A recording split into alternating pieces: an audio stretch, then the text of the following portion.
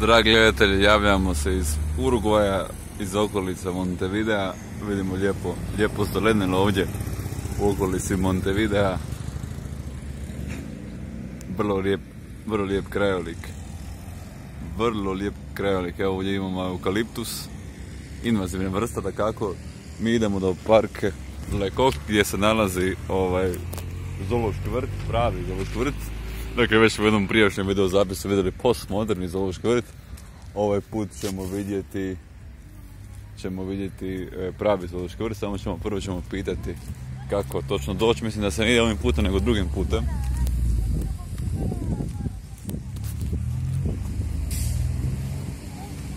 Buenos días. Perdón, para ir como zoológico, voy por acá o voy allá? No, por acá, ok, gracias. Ipak se ide ovim putem. Vrlo zanimljiva vegetacija. Vidim se ovo isto eukaliptuse, da. Ovo su isto eukaliptuse, tamo vidimo i čemprese. Vrlo zeleno, vrlo ugodna promjena nakon Čilea gdje je sve pustinja. Prelijepo. Evo ovaj put Eljak bi nas trebao dovesti do zoološkog vrta Montevidea. Odnosno park Le Coq se zove službeno.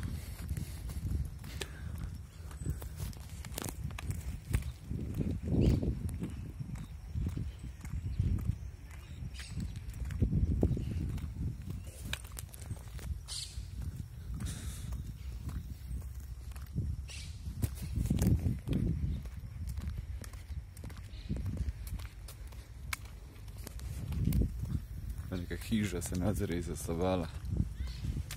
Lijepi bor. Lijepi oblaci.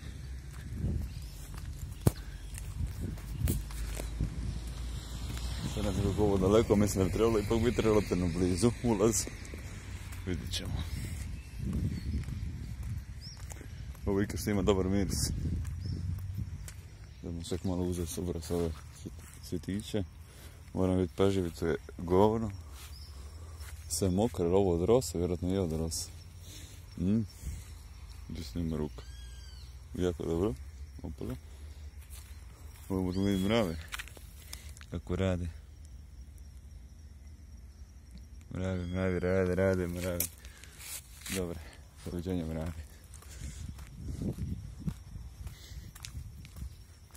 Nije tako intenzivan miris. Zapravo uopće nije fin miris, ipak možda nije ta biljka mirisna, vjerojatno nije, ili ovdje ima lošiji, slabiji miris, ne znam.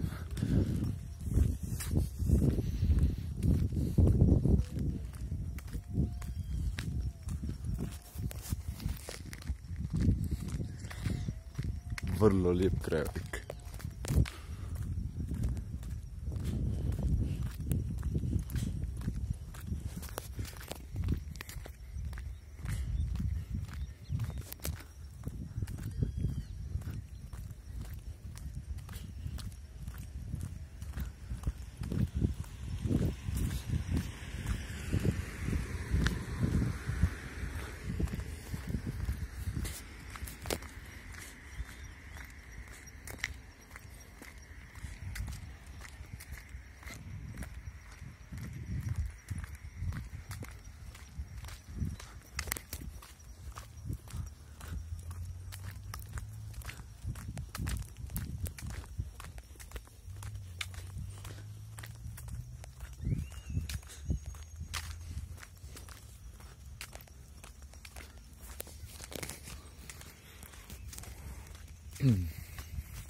Pomalo dinosaurski krajobraz, ja bih rekao.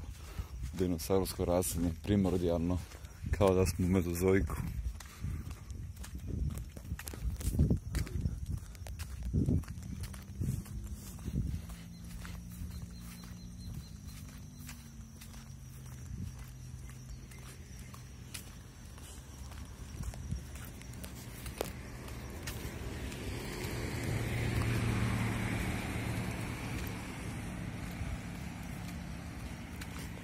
Kao što možete vidjeti, ipak smo unutar uljudbenog prostora, nismo u pravoj divljini. I vjerujte mi, ne bih se želio zateći ovdje u pravoj divljini. Evo imamo pizdarijice. Uvijek njega prodaje neke pizdarijice.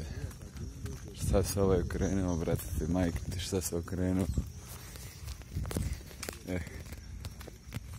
Uistinu tamo u daljini primordijalni krajolik. Ne znam uopće koji bi ovo bio tip staništa. Zar je moguće da ovo neka močvara? Nije neka močvara. Nije pampa, zasigurno nemam pojma. Koji bi ovo bio tip staništa? Biotopa. Ne znam. Mislim da sam tamo sad došao do ulaza. Da ćemo sad uskoro prestati snimati. Ako je istinito što sam vidio na mrežnim stranicama, iznenađujuće će jeftini ulaz manje $1. Ne mogu vjerovati da je to istina. Jer svugdje su sve cijene u pesosima, urugvajskim pesosima, tako da vjerujem da nije cijena bila u pitanju dolara, ali je napisano u sve urugvajske pesosi i to 30 urugvajskih pesosa što je manje $1. Ne mogu vjerovati da je toliko jeftino, manje $1, 30 urugvajskih pesosa. Najvjerojatnije je, jer su cijene isključivo pisane ovdje u urugvajskim pesosima, nikad nisu napisane u dolarima, nema ovdje puno turista, nije ovo turističko. Urugvaj nije toliko turistički razvikano mjesto. Vrlo primordijalan tamo krajolik.